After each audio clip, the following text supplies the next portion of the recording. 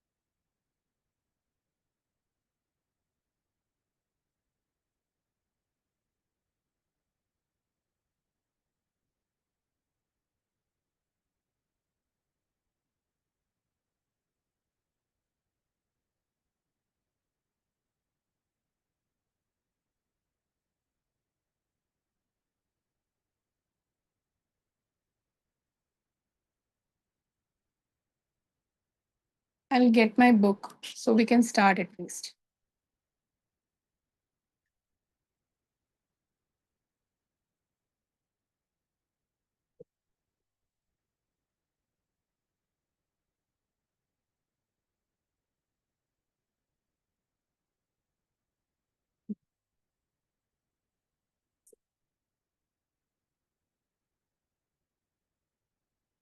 तो हम लोग पिछली बार 10वें श्लोक पर थे। हमने श्लोक 10 कंप्लीट किए थे, 10 श्लोक को कंप्लीट किया था लास्ट टाइम, और उसमें था अभाव प्रत्यय यालंबना वृत्ति निद्रा। तो निद्रा को हमने कौन सी वृत्ति बताई थी? जिसमें ज्ञान का अभाव होता है। ठीक है, तो वो क्लिष्ट और अक्लिष्ट दोनों ही तरह की वृत्ति है। अक्लिष्ट इसलिए है कि जब हम निद्रा में होते हैं तो हमें कोई गलत चीज का ज्ञान भी नहीं होता है, और क्लिष्ट इसलिए है कि उस वक्त फिर हम कुछ भी ज्ञान ग्रहण नहीं कर पाते हैं। ठीक है, अब मैं ट्राई करती हूँ एक बार और, अगर स्क्रीन हो जाता है तो, नहीं तो मैं यहीं से पढ़ना कंटिन्यू करूंगी।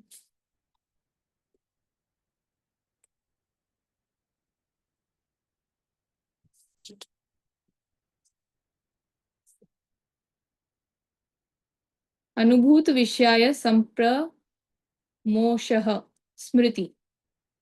अनुभूत विषय संप्रमोष, अनुभव किए हुए विषय का न छिपना अर्थात प्रकट हो जाना स्मृति है।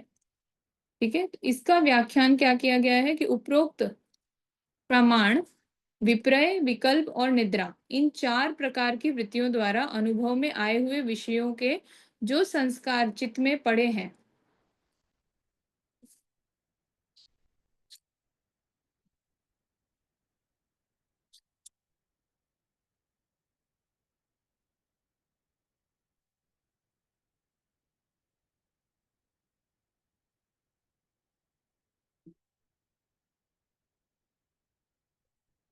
उनका पुनः किसी निमित्त को पाकर सुफुरित हो जाना ही स्मृति है।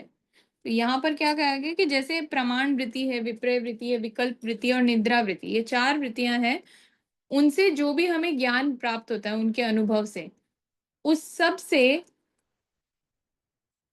जो संस्कार हमारे चित्त में पड़े, यानी उनकी वजह से जो कुछ हम सीखते हैं या फिर जो हमारी हैबिट्स फॉर्म हो जाती है, तो वही वही क्या होता है, वही एक तरह की स्मृति है। यानी कि वो एक मेमोरी बन जाती है हमारे अंदर। जो हम बात करते हैं कि हम पास्ट लाइफ कर्मा की बात करते हैं कि पिछले जन्म के कर्म हैं, पिछले जन्म में हमने कुछ सीखा है, वहां से जो हमारा ज्ञान अर्जित है वो हम इस जन्म में भी यूज करते हैं, है ना। तो वो सारा क्या है, वो हमारी सोल की मेमोरी है। और वो सोल की मेमोरी कैसे आती है, तो वो इसी तरीके से आती है कि हम लोग जो कुछ भी सीखते हैं वो सब हमारी स्मृति में रह जाता है, वो हमारी सोल की मेमोरी में रहता है। और वो आगे जा करके हमें नेक्स्ट लाइफ में भी सेम चीज हम रिपीट करते हैं।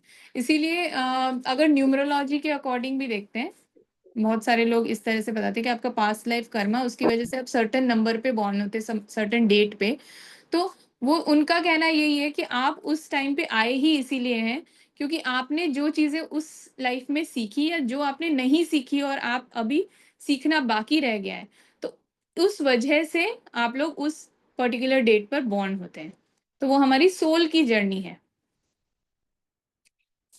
उसी प्रकार यहाँ पे बताया गया है कि जैसे हम प्रमाण वृत्ति से, विपर्य वृत्ति से, विकल्प वृत्ति से और निद्रा वृत्ति से जो चीजें सीखते हैं उनकी एक मेमोरी हमारे अंदर बनती है और उस मेमोरी की वजह से हमारे अंदर एक और वृत्ति घटित होती है। उपरोक्त 4 प्रकार की वृत्तियों के सिवा इस स्मृति वृत्ति से जो संस्कार चित्त पर पड़ते हैं उनमें भी पुनः स्मृति वृत्ति उत्पन्न होती है। अब जो संस्कार चित्त में पड़े उसकी वजह से एक और वृत्ति उत्पन्न होती है, वो है स्मृति वृत्ति।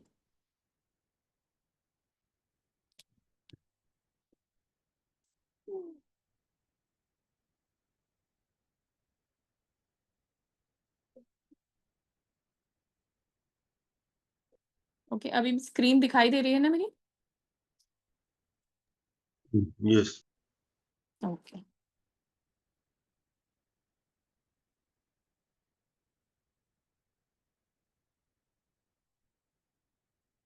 एक बार हम स्क्रीनशॉट ले लेते हैं।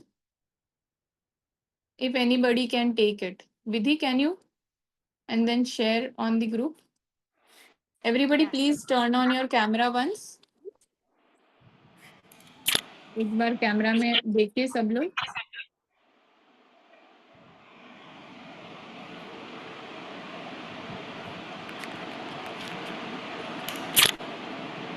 मनीष जी, मुकुंद जी, प्लीज एक बार कैमरा ऑन कर लेंगे।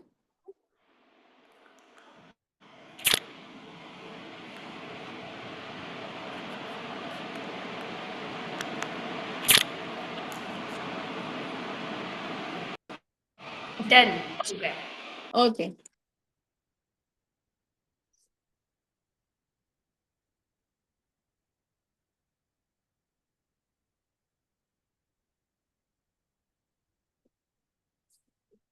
screen is visible to you, right?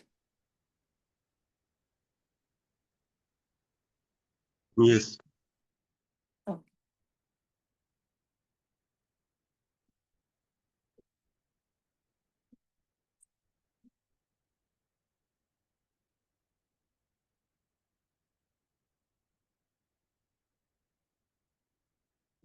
हाँ, तो हम यहाँ पर पढ़ रहे थे कि स्मृति वृत्ति भी क्लिष्ट और अक्लिष्ट दोनों ही प्रकार की होती है। यानी इन दोनों को, क्लिष्ट और अक्लिष्ट को ऐसे देखिए कि नेगेटिव और पॉजिटिव। क्लिष्ट मीन्स इसे इस तरह भी कह सकते हैं कि क्लिष्ट यानी रिलेटेड विद ब्लैक, नेगेटिव, और अक्लिष्ट जो है वो पॉजिटिव है। ठीक है। जिस स्मरण से मनुष्य का भोगों में वैराग्य होता है तथा जो योग साधना में श्रद्धा और उत्साह बढ़ाने वाला एवं आत्मज्ञान में सहायक है वह तो अक्लिष्ट है, और जिससे भोगों में राग द्वेष बढ़ता है वह क्लिष्ट है। तो जो भी मेमोरी हमें प्रभु का स्मरण कराती है या फिर हमारा जो सोल पर्पस है उससे कनेक्ट करवाती है, वो मेमोरी तो क्या है, वो अक्लिष्ट है। और जिस मेमोरी की वजह से हम लोग और ज्यादा कोई चीज इकट्ठा करने में या फिर और ज्यादा मोह में पड़ते हैं, यानी अटैचमेंट फील करते हैं, वो क्लिष्ट है।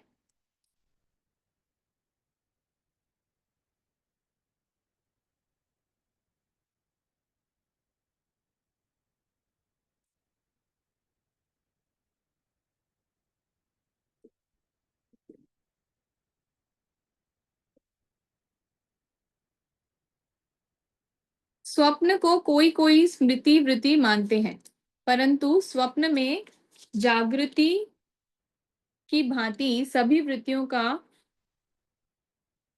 आविर्भाव देखा जाता है, अतः उसका किसी एक वृत्ति में अंतर्भाव मानना उचित प्रतीत नहीं होता।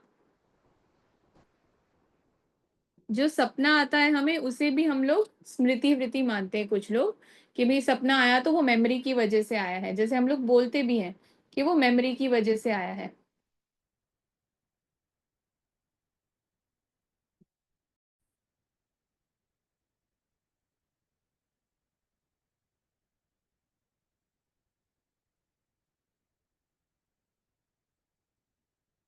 यहाँ पर संबंध बताया गया है। संबंध क्या बताया गया है? यहाँ तक योगी की कर्तव्यता, योग के लक्षण और चित्त वृत्तियों के लक्षण बतलाए गए हैं। यहाँ तक हमें क्या क्या बताया गया है कि हमारा क्या काम है, एक जो योगी है उसे कैसा होना चाहिए, ठीक है। और क्या बताया कि जो योगी है उसके लक्षण क्या होते हैं और उसमें कौन सी वृत्तियां हो सकती है। तो 5 वृत्तियां हो गई। पहली वृत्ति कौन सी हुई? प्रमाण वृत्ति, कि कुछ प्रूफ है उसकी वजह से हमें कोई ज्ञान है। फिर विपर्य वृत्ति है, जिसका मतलब आभास होता है। फिर विकल्प वृत्ति है कि कोई विकल्प वृत्ति हमने पढ़ी थी। हम अगर वापस जाते हैं विकल्प वृत्ति पर,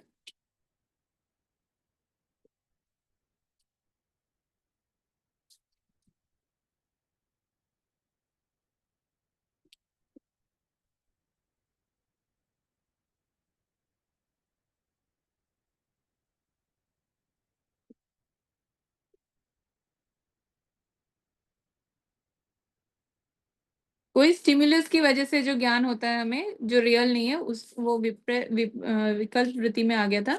उसके बाद में निद्रा हो गया। और आज हमने देखा स्मृति वृत्ति, यानी कि जो हमारी मेमोरी है उसकी वजह से जो हमें वृत्ति होती है, वो दोनों ही तरह की वृत्तियां भी, पॉजिटिव और नेगेटिव। ओके।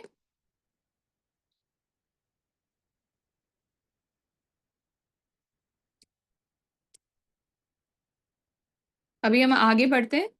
जो श्लोक 12 है वो है अभ्यास वैराग्य भ्याम तनिरोधः। तनिरोध यानी उन चित्त वृत्तियों का निरोध। अभ्यास वैराग्य भ्याम, अभ्यास और वैराग्य से होता है।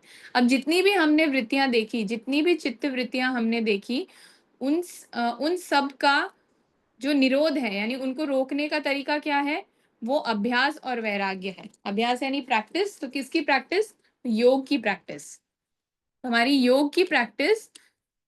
और जो वैराग्य यानी हम जो डिटैचमेंट रखेंगे किसी भी चीज से, वो ही हमारी जो चित्त वृत्तियां हैं उनको रोकने में हमें मदद करेगा।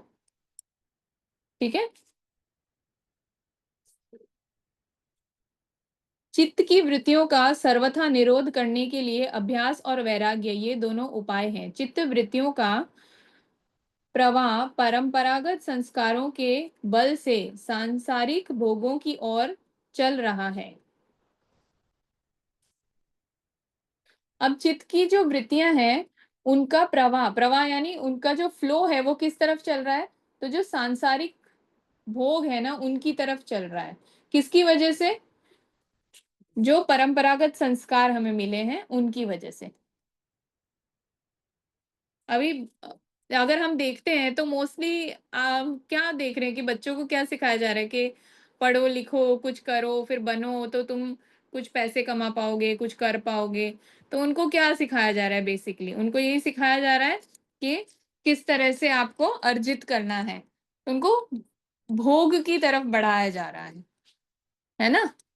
उनको यही सिखा रहे हैं कि आपको कैसे इकट्ठा करना है, कैसे और बढ़ाना है।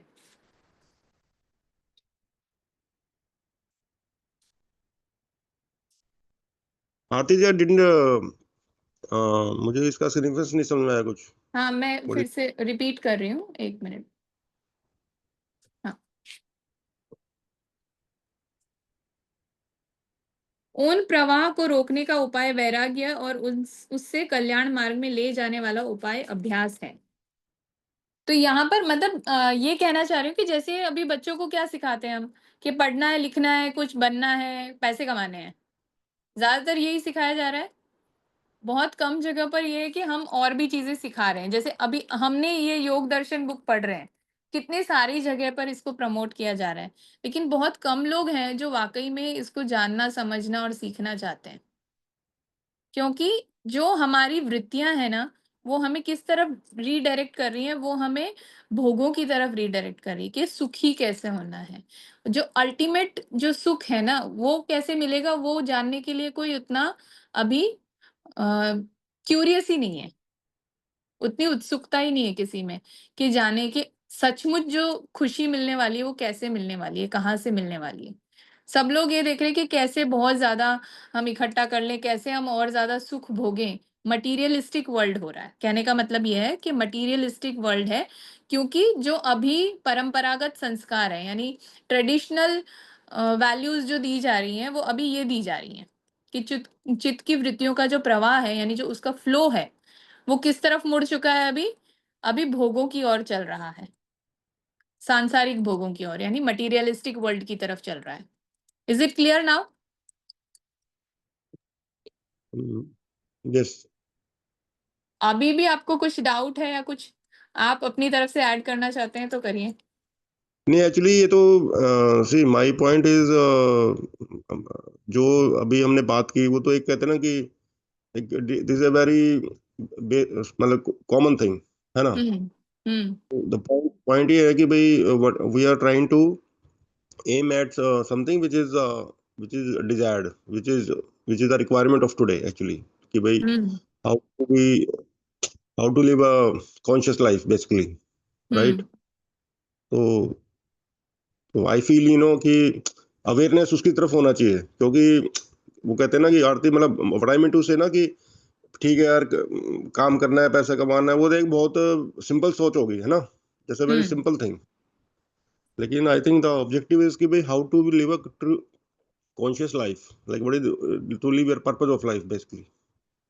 एग्जैक्टली तो ये श्लोक वही कह रहा है कि अभी जो प्रवाह चल रहा है ना वो ये चल रहा है कि लोग भोगों की तरफ ज्यादा मुड़े हुए हैं तो हमें किस तरह से उसको रोकना है तो वही श्लोक कह रहा है कि उन वृत्तियों का निरोध जो है वो अभ्यास और वैराग्य से होगा यानी एक तो आप डिटैचमेंट लेकर आओ अपनी लाइफ में और दूसरा आप प्रैक्टिस करो योग जब आप योग प्रैक्टिस करोगे और योग प्रैक्टिस करना मतलब ये नहीं है कि आप 1 घंटा सुबह में प्राणायाम कर रहे हैं, योगासन कर रहे हैं, वो योग की प्रैक्टिस हो गई।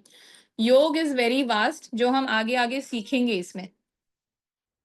और जिसमें से हम ऑलरेडी यही सीखे हैं कि जो ये चित्त की वृत्तियाँ हैं, इनको निरोध करना सबसे पहले। सबसे पहला स्टेप यही है कि आप डिटैच हो जाओ और अपनी जो भी ये वृत्तियाँ हैं, उनको आप रोको।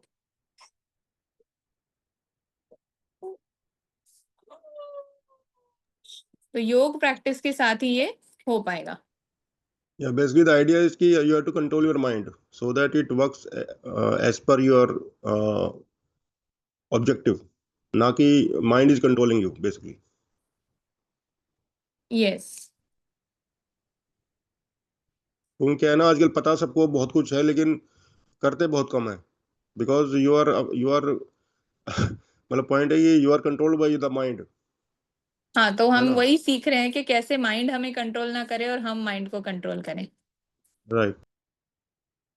यहाँ संबंध बताया गया है उक्त दोनों उपयोगों में से पहले अभ्यास का लक्षण बतलाते हैं।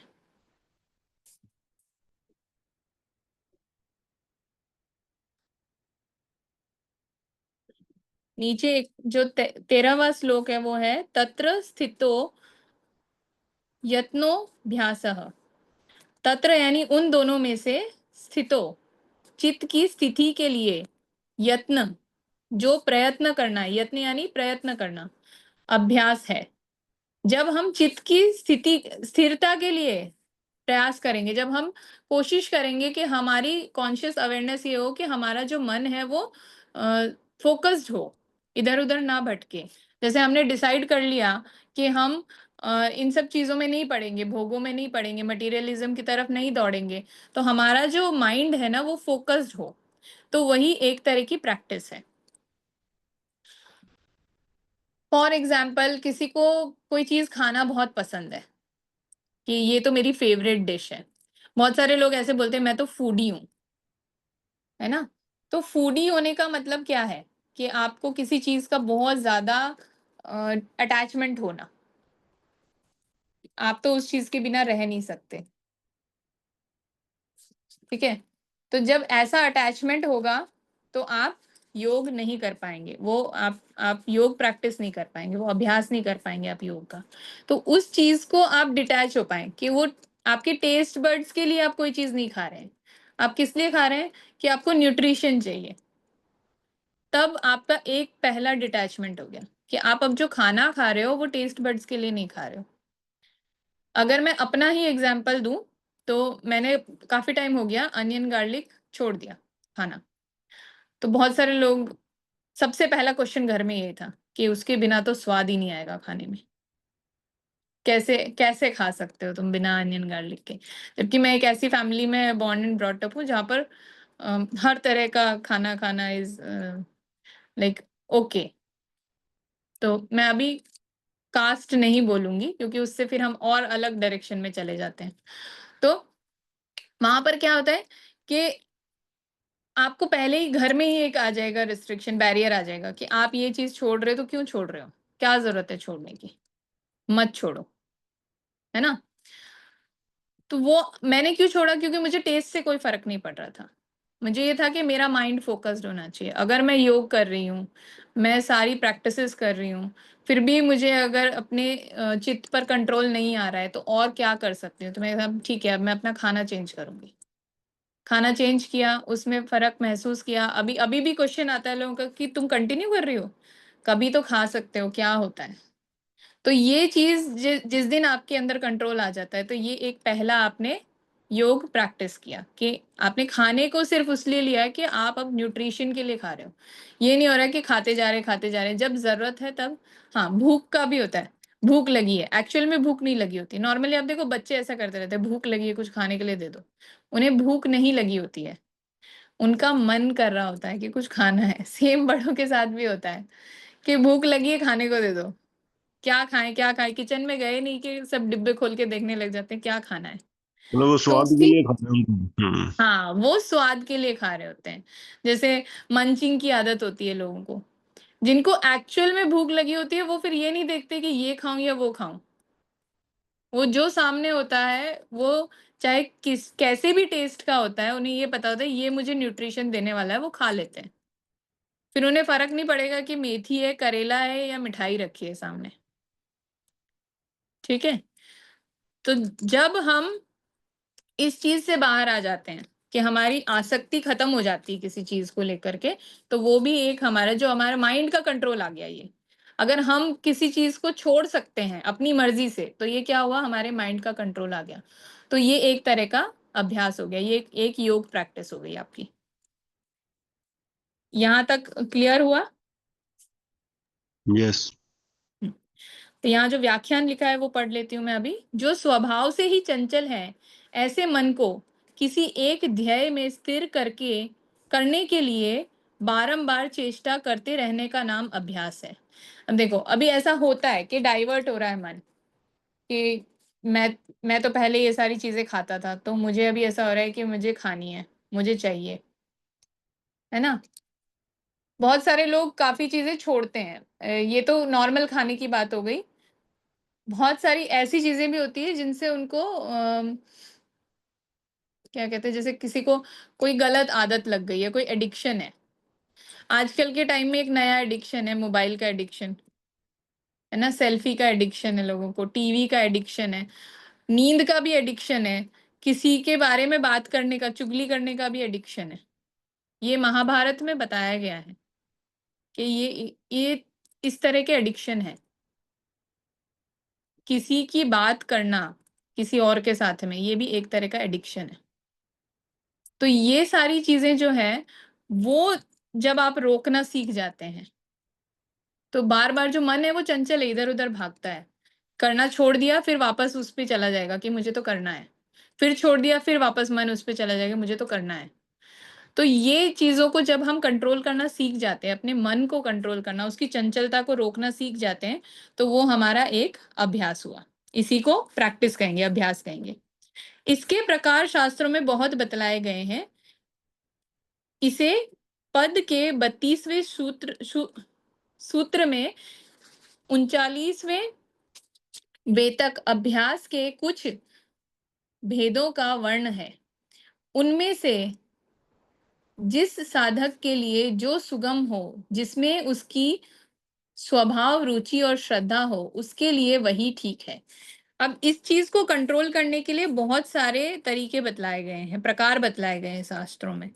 तो 32वें सूत्र से लेकर 39वें सब में अलग अलग भेदों का वर्णन है। उसमें से जिस साधक के लिए, अभी मेरे लिए कोई और तरीका हो सकता है, आपके लिए कोई और हो सकता है, तो जिसको जो तरीका सूट करता है वो उस तरीके से अपनी चित्त की वृत्तियों को कंट्रोल करेगा और वही उस साधक के लिए सही है। इसमें ऐसा है, one size doesn't fit all. सबको एक ही तरीका सूट नहीं करता है, सबके अपने अपने तरीके हैं। जिसके लिए जो सूट करता है वही उनका तरीका हो गया।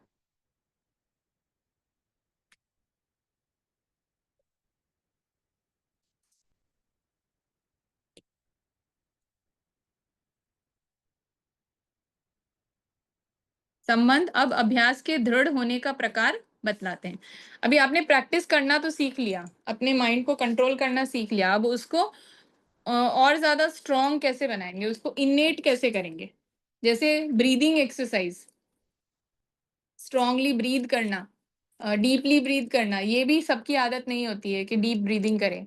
तो जब डीप ब्रीदिंग की आप एक्सरसाइज करते हैं, उसको अपनी आदत इन्नेट बनाना है उसको, कि लंबी गहरी सांस ही भरें आप हर बार। तो वो कैसे करेंगे? कोई रीड करना चाहेगा 14th सूत्र?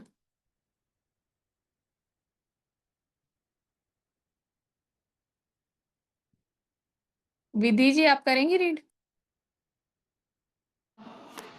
प्रोनाउंसिएशन में मिस्टेक हो सकती है, मैं ट्राई हाँ करती हूँ। कोई बात नहीं। स तु दीर्घकाल नैरत्य सत्कारा सेवितो दृढ़ भूमिया। व्याख्या जो है वो बोल रही। अपने साधन के अभ्यास को दृढ़ बनाने के लिए साधक को चाहिए कि साधना में कभी उकतावे नहीं। ये दृढ़ विश्वास रखे कि किया हुआ अभ्यास कभी भी व्यर्थ नहीं हो सकता। अभ्यास के बल से मनुष्य निस्संदेह अपने लक्ष्य को थोड़ा सा स्क्रॉल करेंगे आप सब। हाँ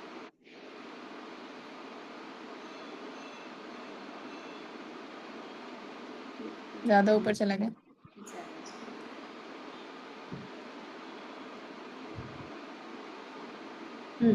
निस्संदेह अपने लक्ष्य की प्राप्ति कर लेता है। ये समझकर अभ्यास के लिए काल की अवधि न रखे, आजीवन अभ्यास करता रहे। साथ ही ये भी ध्यान रखे कि अभ्यास में व्यवधान यानी कि अंतर न पड़ने पावे। निरंतर अभ्यास चलता रहे तथा अभ्यास में तुच्छ वृद्धि न करे, उसकी अवहेलना न करे, बल्कि अभ्यास को ही अपने जीवन का आधार बनाकर अत्यंत आदर और प्रेम पूर्वक उसे सांगोपांग करता रहे। इस प्रकार किया हुआ अभ्यास दृढ़ होता है। ओके तो यहाँ पर क्या कहा जा रहा है कि तू यानी परंतु, स यानी वह, दीर्घकाल निरंतर सत्कारः सेत्वः, बहुत काल तक निरंतर, लगातार और आदर पूर्वक सांगोपांग सेवन किया जाने पर दृढ़ भूमि, दृढ़ अवस्था वाला होता है। तो यहाँ जो व्याख्यान बता रहा है वो भी ये कह रहा है कि कोई भी साधन, अपने साधन के अभ्यास को दृढ़ बनाने के लिए हमने जो प्रैक्टिस शुरू की है और उसके अभ्यास को दृढ़ यानी उसको कॉन्क्रीट बनाने के लिए, इन्नेट बनाने के लिए, उसको साधक को क्या करना चाहिए? साधन में कभी उकताव नहीं, चाहिए कि साधन में कभी उकताव नहीं, यह दृढ़ विश्वास रखें कि किया हुआ अभ्यास कभी भी व्यर्थ नहीं हो सकता। अभी जैसे थोड़े टाइम तक आपने एक्सरसाइज की, फॉर एग्जाम्पल कि आपने एक्सरसाइज की थोड़े टाइम तक, उसके बाद आपको लगा कि मेरे तो वेट लॉस हो नहीं रहा है। काफी लोग वेट लॉस के लिए एक्सरसाइज करते हैं, हेल्थ के लिए कम करते हैं, वेट लॉस के लिए ज्यादा करते हैं। तो वेट लॉस हो नहीं रहा है तो फिर वो छोड़ देते हैं, एक्सरसाइज वो करना बंद कर देते हैं। तो यहाँ पर हमें ये मन में विश्वास रखना है कि जो हमने योग के लिए अभ्यास शुरू किया है, चाहे वो किसी चीज को छोड़ना हो, चाहे कोई नई चीज अपनाना हो, चाहे पूजा करने का आरंभ किया आपने कि एक सबसे सरल है भक्ति योग, तो भक्ति योग करना शुरू किया आपने और फिर आपको लगा कि मुझे तो कुछ फल मिल रहा नहीं है तो आपने छोड़ दिया बीच में। तो ऐसा नहीं, आपको मन में विश्वास रखना है, दृढ़ विश्वास यानी पक्का विश्वास आपके मन में होना चाहिए कि जो भी आप कर रहे हैं, कितना भी कर रहे हैं, वो व्यर्थ नहीं जाएगा, वो कभी भी वेस्ट नहीं होगा।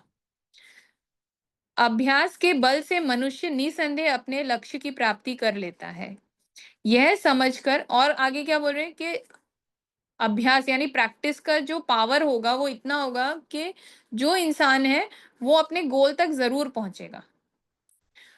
जैसे कोई फुटबॉल प्लेयर है या फिर कोई भी एथलीट है, वो थोड़े टाइम तक प्रैक्टिस करता है और फिर अगर वो प्रैक्टिस छोड़ देगा तो वो जहां पहुंचना चाहता है, अगर वो अल्टीमेट प्लेयर बनना चाहता है, अगर वो चाहता है कि भाई सबसे बेस्ट प्लेयर मैं ही बनूं, तो क्या ये पॉसिबल है कि वो जीत पाएगा अगर वो बीच में छोड़ दे प्रैक्टिस को?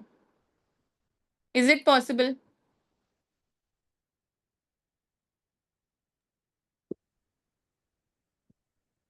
नो।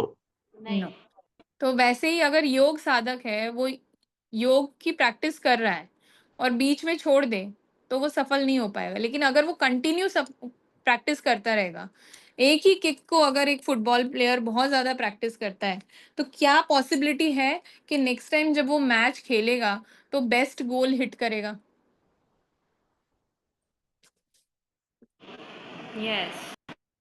सेम वेज हम भी अगर प्रैक्टिस करते रहेंगे योग की, तो निसंदेह यानी कोई डाउट नहीं है उसमें कि हम अपने गोल तक पहुंचेंगे। ये समझकर अभ्यास के लिए काल की अवधि न रखें, आजीवन अभ्यास करता रहे। साथ ही यह भी ध्यान रखिए कि अभ्यास में व्यवधान न पड़ने पावे।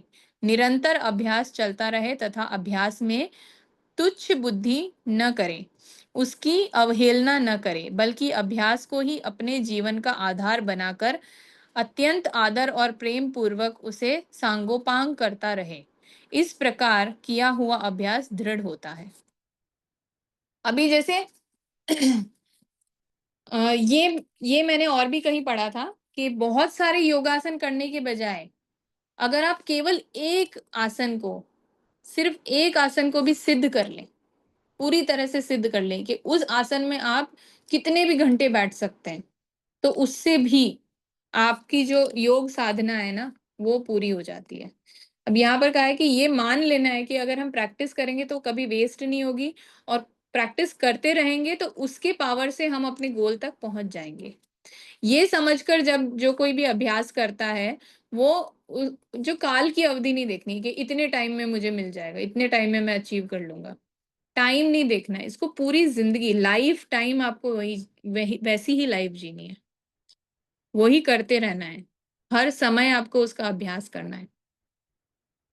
साथ ही यह भी ध्यान रखें कि अभ्यास में व्यवधान न पड़े, और ये भी ध्यान रखना है कि बीच में कोई इंटरप्शन नहीं आए अभ्यास में, और उसमें कोई तुच्छ बुद्धि यानी उसमें छोटा भी नहीं सोचना है कि नहीं इतना ही करूंगा तो हो जाएगा, करूं या नहीं करूं, ऐसे कोई डाउट आना नहीं चाहिए आपके मन में। उसको रेगुलरली करते जाना है, तो आपकी रेगुलर प्रैक्टिस होनी चाहिए कि अगर आप रोज 10 मिनट मेडिटेशन कर रहे हैं तो कर रहे हैं, उसमें कोई भी त्रुटि नहीं आनी चाहिए, चाहे कुछ भी हो, आपको वो करना ही है।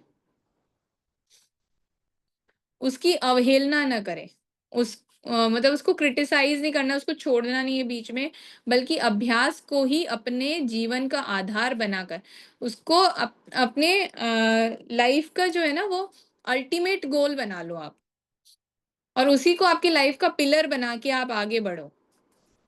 अत्यंत आदर और प्रेम पूर्वक उसे सांगोपांग करता रहे। मतलब उसको फुल रिस्पेक्ट से, जो भी प्रैक्टिस आप कर रहे हो उसकी तरफ आपका खुद का फुल रिस्पेक्ट होना चाहिए और पूरे प्रेम से, मतलब पूरे दिल से आपको वो चीज करनी है कि मुझे करना ही है ये। और जब इस तरह से आप कोई भी चीज प्रैक्टिस करेंगे तो वो आपकी इनेट हैबिट बन जाएगी, मतलब it will come naturally to you then. जैसे मेडिटेशन है, it comes naturally to me. जो लोग मेरे साथ मेडिटेशन करते हैं वो आपको बता पाएंगे, राजकुमार जी भी बता पाएंगे आपको। अभी उन्होंने ज्वाइन किया था लेकिन फिर समहाउ ही लेफ्ट। तो वो आपको बता पाएंगे कि मेडिटेशन कैसे नेचुरली फ्लो करता है। अब तो अगर आप भी कोई एक प्रैक्टिस ऐसे ले लेंगे कि भाई मुझे ये करना है, ये मेरी ये योग साधना में मेरा साथ देगी ये प्रैक्टिस, और इसको मैं हमेशा फॉलो करूंगी या करूंगा, तो वो फिर आपकी लाइफ का ना बेस बन जाएगा और आप आराम से नेचुरली उस चीज को फिर सालों साल तक, अपनी पूरी लाइफ टाइम तक प्रैक्टिस कर सकते हैं। तो संबंध बताया गया है। अब वैराग्य के लक्षण आरंभ करते हुए पहले अपर वैराग्य के लक्षण बतलाते हैं। अब हमें यहाँ पर महर्षि पतंजलि अपर वैराग्य के लक्षण बता रहे हैं। कोई और रीड करेगा?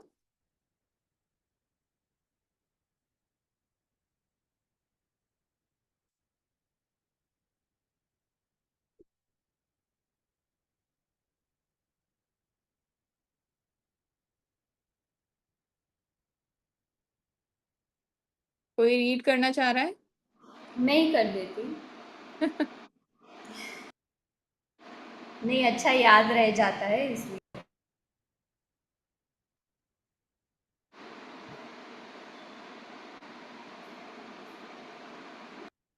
रीड कर रहे हैं आप कि मैं ही आगे पढ़ूं?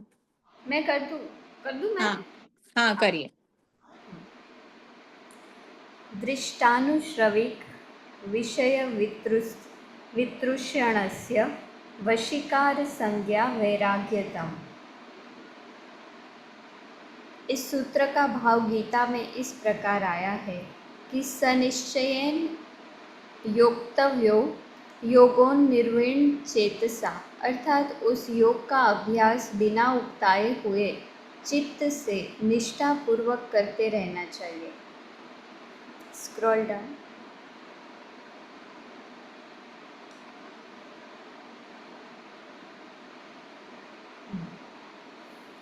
अंतःकरण और इंद्रियों के द्वारा प्रत्यक्ष अनुभव में आने वाले इस लोक के समस्त भोगों का समाहार यहाँ दृष्ट शब्द में किया गया है, और जो प्रत्यक्ष उपलब्ध नहीं है, जिनकी बड़ाई वेद शास्त्र और भोगों का अनुभव करने वाले पुरुषों से सुनी गई है, ऐसे भोग्य विषयों का समाहार आनुश्रविक शब्द में किया गया है। उपर्युक्त दोनों प्रकार के भोगों से जब चित्त भली भांति तृष्णा रहित हो जाता है, जब उसको प्राप्त करने की इच्छा का सर्वथा नाश हो जाता है, ऐसे कामना रहित चित्त की जो वशीकार नामक अवस्था विशेष है, वह थोड़ा सा स्क्रॉल अप करेंगे। ओ,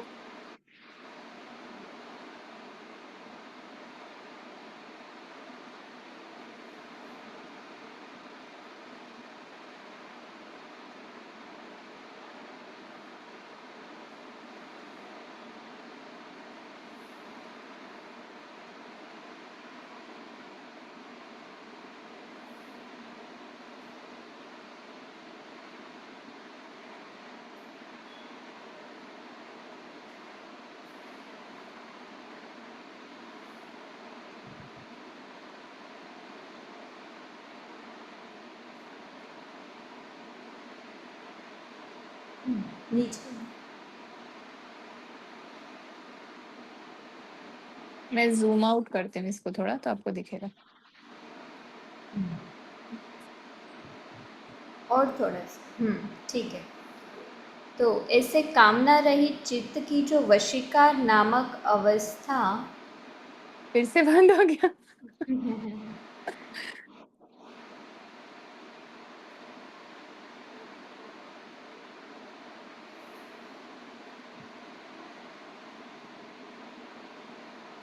यहाँ से पढ़ लीजिए आप। ऐसे कामना रहित चित्त की जो वशीकार नामक अवस्था विशेष है वह अपर वैराग्य है। जी, थैंक यू विधि जी। तो हमने जैसे ये श्लोक पढ़ा, दृष्टानु श्रविक विषय वृत्तिष्णस्य, देखने और सुने हुए विषयों में सर्वथा तृष्णा रहित चित्त की वशीकार संज्ञा, जो वशीकार नामक अवस्था है वह वैराग्यम, वैराग्य है।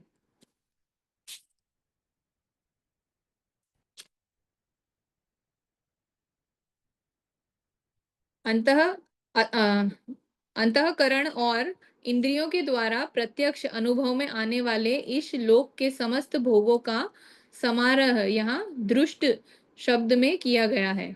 तो जो भी हमारे मन अंतःकरण में यानी अपने मन में और इंद्रियां यानी हमारे सेंसेस, उनके उनसे जो हम कुछ एक्सपीरियंस करते हैं, वो सारे भोग यानी यहाँ पर जो चीजें हम यूज करते हैं अपने लिए या फिर जो भी मटेरियलिस्टिक वर्ल्ड की चीजें हैं, वो उन सबको दृष्ट शब्द में समाहित किया गया है।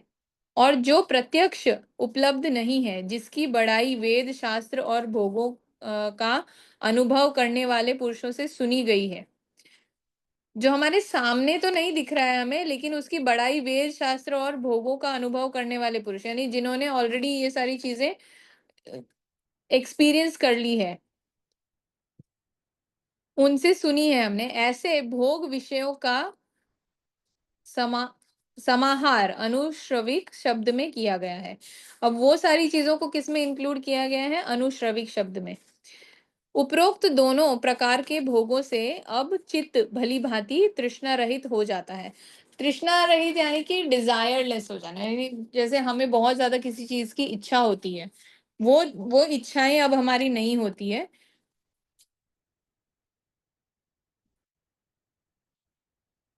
तो इन दोनों ही टाइप की चीजों से जब हमारा जो चित्त है यानी माइंड है, वो अब उनकी डिजायर नहीं करता है, जब उसको प्राप्त करने की इच्छा सर्वथा नाश हो जाए, उन सबको एक्वायर करने की जो हमारी डिजायर है, इच्छा है, विलिंगनेस है, वो अगर खत्म हो जाए, ऐसे कामना रहित चित्त की जो वशीकार नामक अवस्था विशेष है, वह अपर वैराग्य है। तो इस तरह का जब हमारा माइंड हो जाता है जिसमें ऐसी कोई डिजायर नहीं रहती, पैसे कमाने में या अपने लिए सुख की कामना करने में कोई गलत नहीं है, लेकिन उसकी तरफ हमें अटैच नहीं होना है। अगर वो नहीं भी है सिचुएशन, तब भी हम खुश हैं।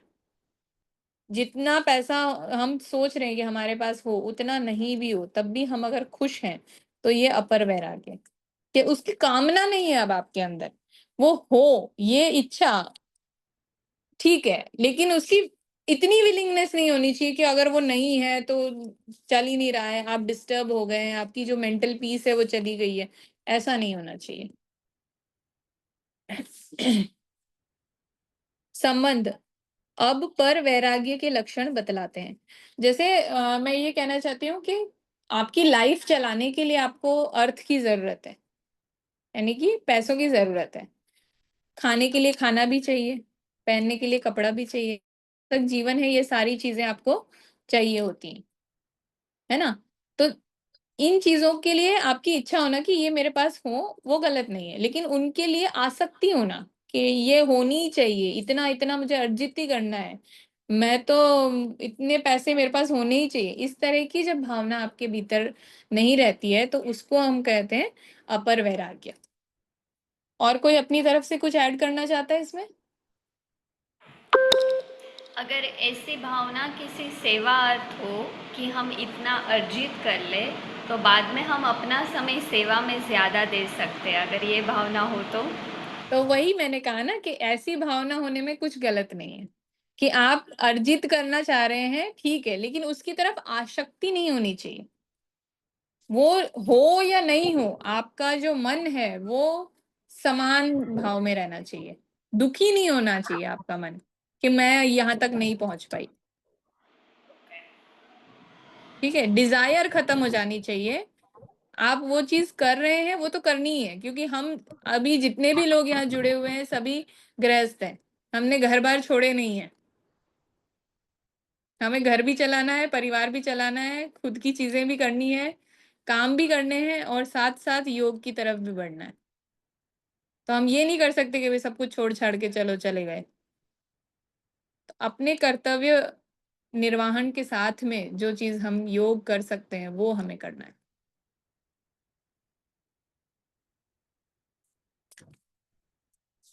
जैसे अभी विधि जी ने कहा कि ऐसी इच्छा है कि इतना अर्जित हो जाए कि मैं किसी का सेवा कार्य कर सकूं बहुत ज्यादा, तो ये शुद्ध भावना है आपकी।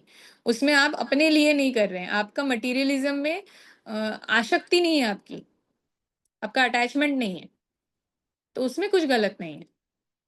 लेकिन ऐसा ना हो कि उस डिजायर, वो ये जो आपकी विलिंगनेस है कि मुझे इसलिए अर्जित करना है कि मैं सेवा कर सकूं, वो कभी डिजायर में कन्वर्ट ना हो। इस चीज को आपको बिल्कुल याद रखना है।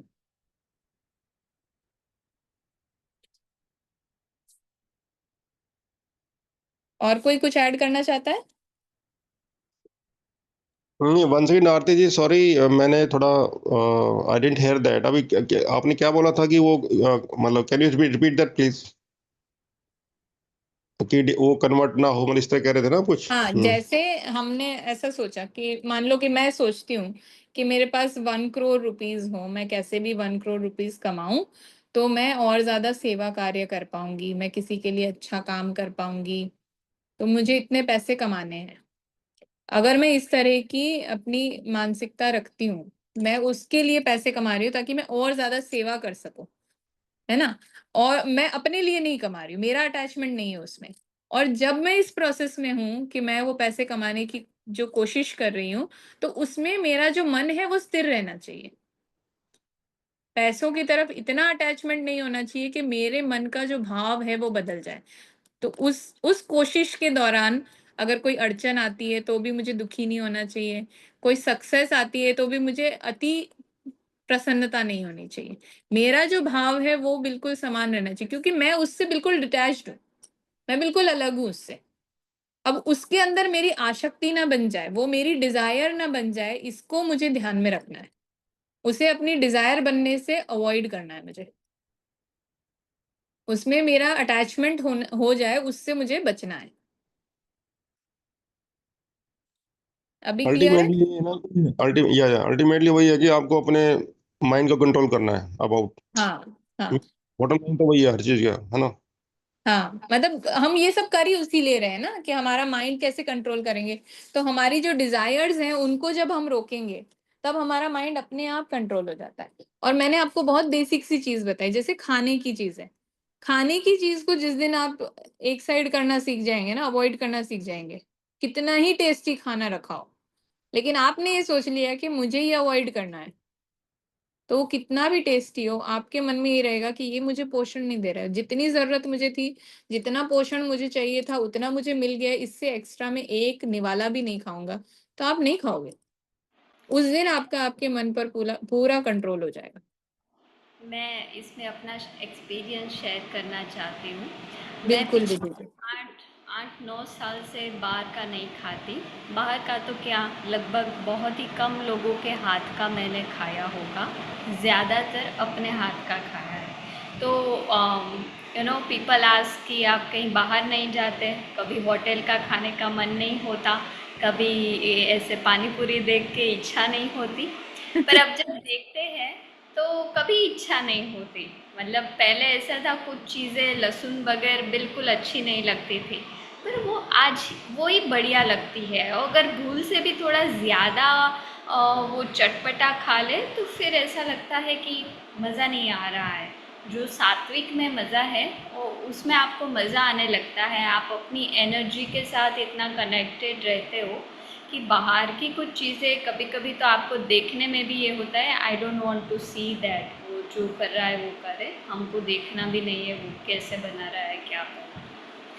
So eventually everything becomes easy जब हम माथे पे नहीं लेते हैं ना, मुझे ये करना है ये करना है, बट एवरीथिंग वो सिंपल। मतलब आपके मन में सिंपल है तो फिर वो सिंपली इजी हो जाता है। Thank you so much for sharing with जी। तो ये सचमुच है कि जब आप इस चीज को बहुत ज्यादा एज अ बर्डन नहीं लेते हो कि मुझे ये चाहिए, ये करना ही है, तो वो बहुत आसान हो जाता है करना, चाहे वो कोई भी चीज हो, चाहे कोई काम हो, चाहे कोई प्रैक्टिस करनी हो, हर चीज बहुत आसान हो जाती है जब आप करने लग जाओ। और जब इस तरह से विधि जी और कोई अपने एक्सपीरियंस शेयर करते हैं तो और आसान हो जाता है कि जब इन्होंने कर लिया तो हम भी कर लेंगे। तो विधि जी रिलेट जी मनीष जी बोलिए। What I was saying is क्या होता है ना कि जो एक्चुअली क्या होता है ना कि जैसे अपने को भी मुझे है कि सैलेड खाना है ना, और मुझे सूप पीना है ना, मुझे मिठाई नहीं खाना। एक्चुअली क्या होता है कि अपनी जो डिजायर है उसको, जो तो आपके लिए आपने डिसाइड कर लिया कि मैंने यही खाना है, तो उसी में ही आप अपनी हैप्पीनेस और अपना टेस्ट ढूंढो। ठीक है ना, उसके उसको कहते हैं ना, उसके बाहर सोचो ही मत। कहते हैं ना कि अपनी डिजायर जितनी कम कर दोगे उतना आपको इजी इजी रहेगा, है ना। जी। That's what it is. वो कहते हैं तो घर में मैं जितना कम सामान होगा तो उनको मैनेज करना आसान है। ऐसे है ना, तो वही है कि बिल्कुल बिल्कुल आपने सही। जो ठान लिया तो बस वही मेरा संसार है, ऐसे सोच लो बस। हम्म। तो है ना। जितना आप ये जो अभी ट्रेंड चल रहा है एक मिनिमलिस्टिक वाला, वो भी बिल्कुल सही है कि जितना कम होगा उतना आसान होगा, उतना हाँ। आसान इनको हैंडल करना होगा, उतना आसान आपके लिए चॉइस करना होगा, उतना आसान ही आपका जीवन हो जाएगा। तो जो विधि जी ने, मुझे नहीं पता उनको ये लेसन कैसे सीखा उन्होंने, लेकिन this was a hard lesson for me. मैंने जब ये सीखा तो मेरे लिए थोड़ा, मतलब इट केम विद अ, क्या कहते हैं, मतलब मुझे भगवान ने मतलब पिटाई करके सिखाया, ऐसा कह सकते हैं हम। कि तुम नहीं मान रही हो तो तुम ऐसे सीखो। तो I had to suffer jaundice to leave outside food. तो मैंने बाहर का खाना ऐसे छोड़ा कि मुझे जॉन्डिस हुआ, and after that I thought कि मैंने सिर्फ एक दिन खाया कि चलो कोई बात नहीं, कुछ नहीं होता है, खा लेते हैं, और उसकी वजह से मुझे इतना सफर करना पड़ा। I will never keep it on my tongue again. ठीक है, मैं नहीं खाती थी बाहर का, लेकिन खा लिया कि ठीक है अभी हम रीलोकेट कर रहे हैं तो चलता है, एक दिन दो दिन बाहर खा लेंगे तो कुछ नहीं होगा। तो वो मुझे एक बहुत ही, कहते हैं ना कि शिक्षक ने कहा कि तुम मान नहीं रहे हो तो अभी तुम्हारी पिटाई करके तुम्हें सिखाना पड़ेगा। तो इस तरह से मैंने डांट के साथ में सीखा ये lesson. But after that it became very easy, क्योंकि मुझे ये क्लियर हो गया था कि अभी इस चीज को बिल्कुल अवॉइड करना है। और ये नहीं कहा मैंने कभी भी अपने आप से कि मैं बाहर का नहीं खाऊंगी, मैंने हमेशा ये कहा कि मुझे घर का खाना है, मुझे सात्विक खाना है। और जैसे विधि जी ने शेयर किया, हो सके वहां तक अपने हाथ का खाना है, क्योंकि आपके खाने में इमोशंस हैं, पानी को सब याद रहता है। एक बहुत अच्छी कार्टून मूवी देखी थी मैंने, आई थिंक फ्रोजन नाम है उसका। फ्रोजन में वो बार बार ये बोलते हैं कि पानी को सब याद रहता है, पानी सब याद रखता है। This is truth. पानी को याद रहता है, आपकी बॉडी में 70% पानी है। आप जैसे इमोशन दोगे, जैसे वर्ड्स आप बोलोगे, आपकी बॉडी याद रखती है। आप याद रखो या नहीं रखो, एक बुक भी शायद मैंने लास्ट टाइम भी बोला था, इस बार फिर बोल रही हूँ, बॉडी कीप्स द स्कोर, ऐसी एक बुक है। तो हमारी बॉडी ये सब याद रखती है because water have the memory. एक स्यूडो साइंटिस्ट है जापान के, उन्होंने एक्सपेरिमेंट भी किया था कि पानी को कैसी मेमोरी रहती है। तो जैसे श्लोक वगैरह बोले गए, वहां पर प्रेयर्स की गई, तो वो क्रिस्टल्स बहुत सुंदर थे। और जहाँ डर के स्टेटमेंट्स बोले गए, जहाँ फियर था, जहाँ पर पेन था, सफरिंग थी, वहाँ के क्रिस्टल्स बहुत डिस्टर्ब थे। तो ये सारी भी स्टडीज की जा चुकी हैं। और हम लोग तो ब्लेस्ड हैं कि हमारे स्क्रिप्चर्स में जैसे योग दर्शन है, और एक पूरा पतंजलि सूत्र है, फिर अभी मुझे नाम याद नहीं आ रहे हैं। बहुत सारी ऐसी चीजें हैं हमारे पास तो जिनको हम पढ़कर ये सब बहुत आसानी से सीख सकते हैं, हमें तो जाकर के एक्सपेरिमेंट करने की भी जरूरत नहीं है। ऑलरेडी हमारे लिए ये सब लिखा हुआ है। It is like served in a platter for us. पूरी थाली सजा के हमारे सामने रखी है, जिस उठा के उसको हमें एक्सपीरियंस करना है, उसको चख के देखना है सिर्फ। It's very easy for us. नहीं नहीं, I don't think it is easy. और आप ऐसा क्यों नहीं सोचते कि ये इजी है? बिकॉज आई थिंक देखो क्या होता है लाइफ में, व्हाट आई हैव सीन या जो भी जितना भी मैंने पढ़ा है कि जो लाइफ में जो ट्रांसफॉर्मेशन आता है ना वो पेन के थ्रू ही आता है, वो कभी इजी वे में नहीं आता। ओके। मतलब दिस व्हाट आई, या सो आप कुछ भी कर लेना, जो भी हमने आज तक अचीव किया है, अच्छे मार्क्स लिए हैं, अच्छी जॉब ली है, तो कहीं ना कहीं हम रात को मोमबत्ती में भी पड़े हैं, भूखे भी रहे हैं, राइट? सो हम्म। वो कहते हैं ना कि ट्रांसफॉर्मेशन हमेशा पेन के थ्रू होता है, डायमंड भी क्रश होता है तभी डायमंड बनता है ना? तो वो you to love the pain, वो कहता है ना, pain is the most easy way to for your transformation. तो love the pain, love the fear. Okay, agreed on this point with you Manish ji. लेकिन अगर हम लोग इसको थोड़ा रिफ्रेम कर लेंगे कि हमें पेन को तो ठीक है, we need to love the pain, हमें सफरिंग को धक्का नहीं मारना चाहिए, दूर नहीं करना चाहिए, उसको वेलकम करना चाहिए, उसको एम्ब्रेस करना चाहिए, डिफिकल्टीज को एम्ब्रेस करना चाहिए। At the same time we can also think that transformation is easy. जब पेन आएगा, सफरिंग आएगा, तो हम इजीली उसको ओवरकम कर लेंगे और वहां से हमारा ट्रांसफॉर्मेशन बहुत इजीली हो जाएगा।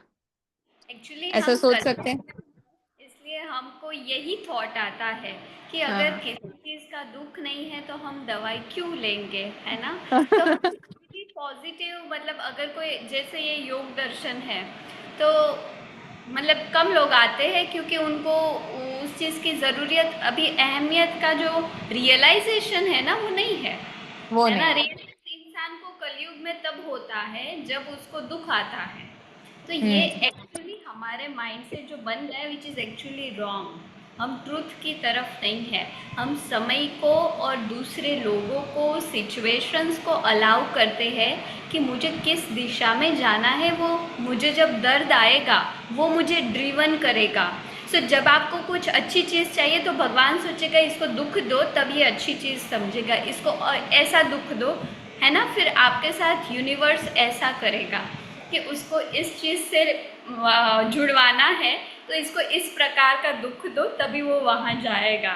सो ये हकीकत है कि हम लोग ऐसे डिज़ाइन हो गए हैं, राइट? यही लेकिन हमने हमने जो ये श्लोक पढ़ा था अभी, उसमें यही कहा जा रहा था।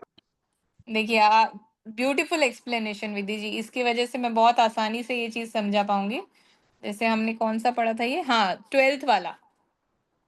तो हमने क्या बोला कि संस्कारों का जो, परंपरागत संस्कारों का जो बल है ना, वो कहाँ चला गया है? सांसारिक भोगों की ओर। तो ये जो अभी विधि जी ने कहा, वो उसको बिल्कुल प्रॉपरली एक्सप्लेन कर रहा है कि अभी ऐसा हो गया है, माइंडसेट लोगों का ऐसा बन गया है कि जब तक तकलीफ नहीं आएगी तब तक कुछ अच्छा नहीं हो सकता है ना? लेकिन मेरे केस में कुछ अलग हुआ कि जैसे मैंने देखा कि मेरे कुछ करने की वजह से लोगों को अच्छा फील हो रहा है, मुझे अच्छा फील हो रहा है, तो मैं और ज्यादा इन चीजों में आगे बढ़ी। तो ये दुख की वजह से नहीं, बल्कि सुख की वजह से मैं इस तरफ आगे बढ़ी। और जो खाने का था वो मैंने स्टार्ट किया तब वो एक एक्सपेरिमेंट था। मतलब मेरे खुद के ऊपर कोई प्रेशर नहीं था कि मैं ऐसा करूँ तो ऐसा होगा वैसा होगा, कुछ नहीं था। I was just doing experiment with my self कि ये बोलते हैं कि ये ऐसा करने से ऐसा होता है, let us just test, let us experiment. फिर वो एक्सपेरिमेंट आप पूरी शिद्दत से करो तो आपको रिजल्ट दिखता है। वो जो रिजल्ट बिल्कुल। दिखता है वो फिर आपको ड्रिवन करता है कि लेट अस कंटिन्यू दिस। तो ये जो विधि जी ने अपने ऊपर एक्सपेरिमेंट किया, उसकी वजह से उनको अच्छा एक्सपीरियंस हुआ, इसलिए उन्होंने कंटिन्यू किया। नहीं, और लेट मी ऐड आरती, क्या होता है ना, ये from the spiritual context, life में ऐसा कोई पेन है ही नहीं। Pain is, it is just a process, how you grow yes. Yourself. Yes. तो और पेन मानना ही क्यों है? यस, एग्जैक्टली, जब आप पेन को पेन मानोगे तो वो पेन है, अदरवाइज वो पेन है ही नहीं। वो प्रोसेस है पेन, हाँ, पेन। Pen is nothing. एक और बुक मैंने बहुत अच्छी पढ़ी थी, उसमें तो ये कह रहे हैं कि ये जो हम मानते हैं ना कि गुस्सा आ गया, जलन हो रही, ईर्ष्या हो रही है, द्वेष है, ये सारी चीजें एक्चुअल में एग्जिस्ट ही नहीं करती हैं। दे डजंट एग्जिस्ट, वो है ही नहीं। हमने मान लिया है कि गुस्सा आ रहा है, गुस्सा है ही नहीं।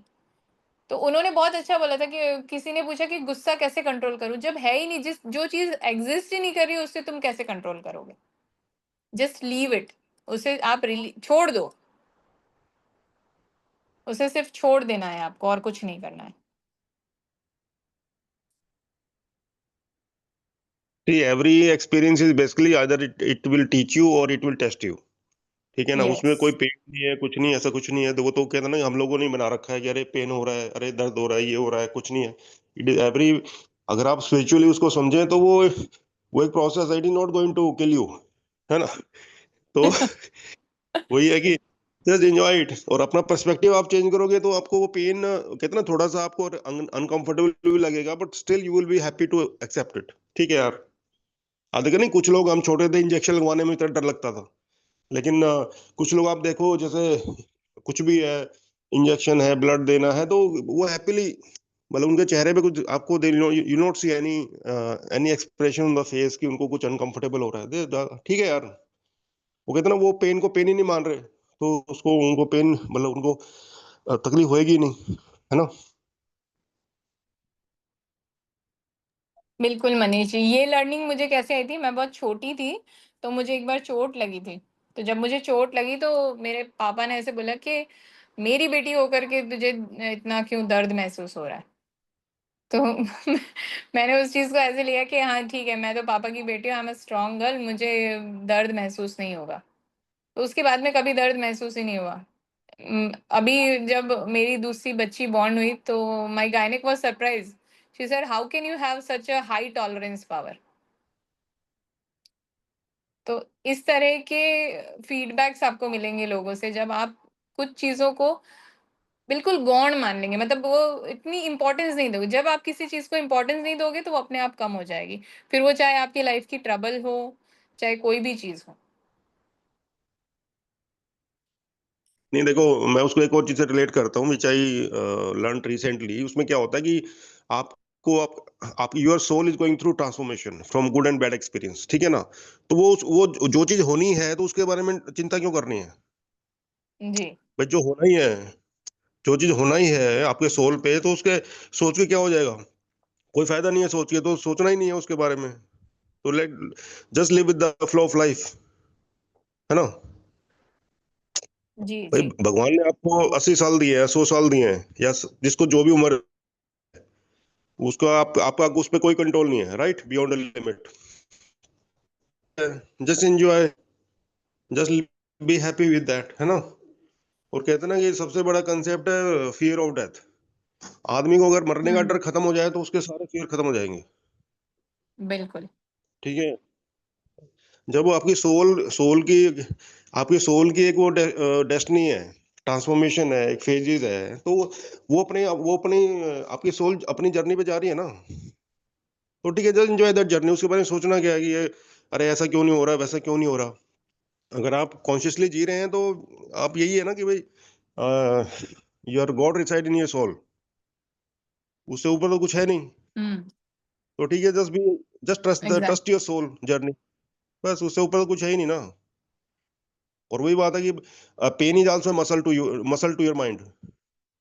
अपन जिम जाते हैं, थोड़ा बहुत हल्का फुल्का, जो भी उसको पेन कह लो, आई नॉट से पेन, वो मतलब, this is the process of building your muscle, body muscle, right. तो ये भी हमारी सोल की मसल बिल्ड हो रही है। That's how I understand that. So right right so that, exactly Manish ji, I second your opinion. तो अभी हम यहाँ पर स्टॉप करते हैं आज। देखो मैं तो अभी लेटेस्ट ये सीखा है लाइफ में, आप अपना पर्पस जीते रहो। जो होना है वो आपकी सोल पे लिखा है, वो तो you can not change that. तो जो चेंज नहीं हो सकता उसके बारे में फिर टेंशन कर लेनी है। जी। बट टेंशन है ना, तो वो कहते हैं आज लव इट और लिव इट, है ना। तो लिव इट नहीं कर सकते तो लव इट कर लो, ये है। Yes, it really becomes easy जब आप किसी भी चीज को एक्सेप्ट कर लेते हैं। हाँ एक्सेप्ट कर लेते हैं। Yes Mukund ji, you can call me after this session, it's okay. जो भी कोई चीज है उसको आप जब एक्सेप्ट कर लेते हैं, उसके साथ में आगे बढ़ने लग जाते हैं, तो फिर आपको कोई प्रॉब्लम होती नहीं है।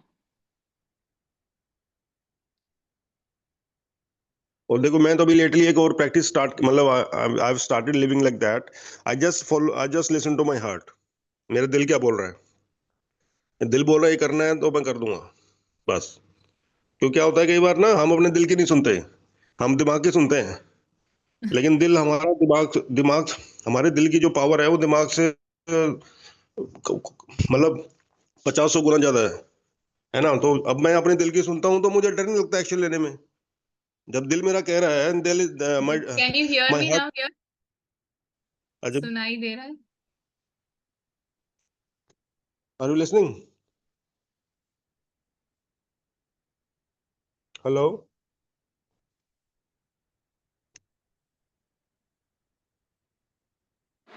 हमें आवाज़ आ रही है क्लियर। आवाज आ रही है आपको? ओके, तो अभी हाँ, अब अब आ रही है। हम आज के लिए we will call it a day here. और बाकी ठीक है, ठीक। जो आप लोग अपने घर पे भी थोड़ा स्टडी करें योग दर्शन को, और साथ ही साथ इसको आप जो भी आपको अपनी तरफ से कुछ भी लगता है कि हाँ ये मैं और लर्निंग इसमें ऐड कर सकता हूँ या कर सकती हूँ, या फिर मैं ये शेयर कर सकता हूँ नेक्स्ट मीटिंग में, तो उसके साथ में आप प्रिपेयर होकर के आएं और फिर बाद में यहाँ पर शेयर करें। Will be wonderful sharing. बहुत अच्छा रहेगा एक्सपीरियंस। जब हम इंटरेक्ट करते हैं तो हम ज्यादा सीखते हैं। तो आप घर पे भी स्टडी करें योग दर्शन को और फिर यहाँ पर डिस्कस कर सकते हैं हम उसे। और दूसरे जो सूत्र हैं उनसे भी हम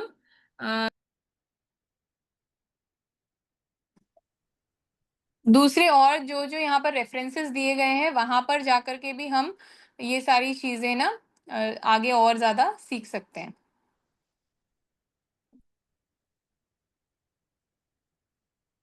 सो thank you for joining everyone. Thank you.